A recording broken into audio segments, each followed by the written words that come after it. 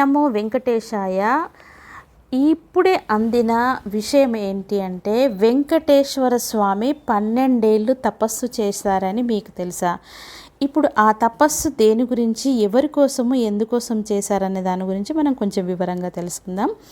1000 బంగారు తామర పువ్వులను సమర్పించి పూజించాడు. 12 సంవత్సరాల పాటు పూజించిన తర్వాత కార్తీక శుద్ధ పంచమి నాడు మహాలక్ష్మీదేవి బంగారు పద్మం నుంచి తామరలా ప్రకాశిస్తుంది. ఆ పద్మాల వికాసానికి మూలము సూర్యకిరణాలు. శ్రీ వెంకటేశ్వర స్వామి వారు సరోవరానికి తూర్పు ముఖంగా ప్రతిష్ఠించిన లక్ష్మీదేవి అనుగ్రహం కోసము తపస్సు చేసినట్టు స్థల పురాణం చెప్తోంది. ఇంతటి ప్రాముఖ్యత కలిగిన సూర్యనారాయణ స్వామి దేవాలయంలో తిరుమల తిరుపతి దేవస్థానం ఆధ్వర్యంలో వైకాసన ఆగముక్తంగా అర్చన, పూజా కార్యక్రమాలు నిర్వహిస్తుంటారు. సూర్యనారాయణ స్వామి ఆలయంలో ముఖమండపం, అర్ధమండపం, గర్భాలయంగా 3 భాగాలుగా నిర్మించారు. ఈ ఆలయంలో ధ్వజస్తంభము, బలిపీఠము ఉండదు.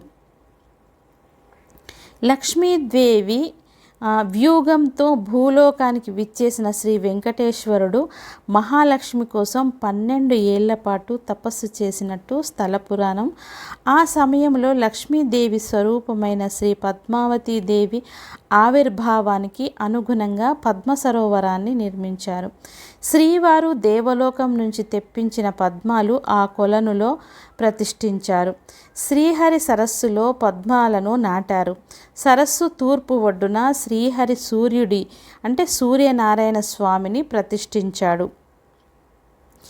వందల శతాబ్దాల క్రితం ఆ ప్రాంతమంతా పద్మ సరోవరంగా పేరొందింది. పద్మ పుష్కరిణి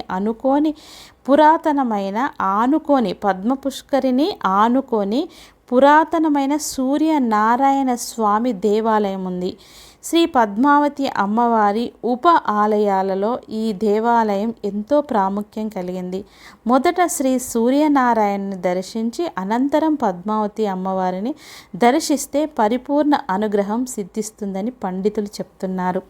సూర్యనారాయణ స్వామి ఆలయ పురాణం తిరుచానూర్ క్షేత్రం శిరుల తల్లి శ్రీ పద్మావతి దేవి అనుగ్రహించిన పవిత్ర క్షేత్రం. పద్మావతి అమ్మవారు శ్రీవారి పరిణయ సమయంలో శ్రీ సూర్యనారాయణ మూర్తి అనుసంధానకర్తగా వ్యవహరించిన నేపథ్యంలో శ్రీనివాసుడి అవతారకత ఘట్టంలో ఎనలేని ప్రాధాన్యత ఉంది. సూర్యనారాయణ స్వామి అభిషేక సేవలు స్వామివారికి ప్రతి ఆదివారం పంచామృత అభిషేక సేవలు నిర్వహించడం ఆనవాయితీ.